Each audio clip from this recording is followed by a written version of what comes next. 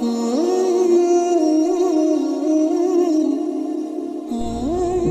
اللہ الرحمن الرحیم۔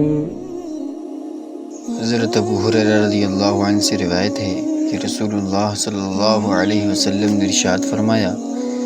جب اللہ تعالیٰ بندوں کے فیصلے سے فارغ ہو جائیں گے اور یہ ارادہ فرمائیں گے کہ اپنی رحمت سے جن کو چاہیں دوزخ سے نکال لیں، تو فرشتوں کو حکم فرمائیں گے کہ جن لوگوں نے دنیا میں شرک نہ کیا ہو اور لا الہ الا اللہ کہا ہو انہیں دوزخ کی آگ سے نکال لیں۔ فرشتے ان لوگوں کو سجدہ کے نشانات کی وجہ سے پہچان لیں گے۔ آگ سجدوں کے نشانات کے علاوہ تمام جسم کو جلا دے گی، اس لیے کہ اللہ تعالیٰ نے دوزخ کی آگ پر سجدہ کے نشانات کو جلانا حرام کر دیا ہے،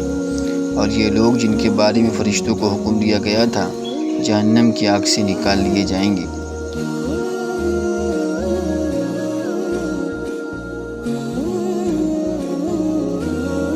فائدہ: سجدہ کے نشانات سے مراد وہ 7 اعضاء ہیں جن پر انسان سجدہ کرتا ہے: دونوں ہاتھ، دونوں گھٹنے، دونوں پیر اور پیشانی، ناک سمیت۔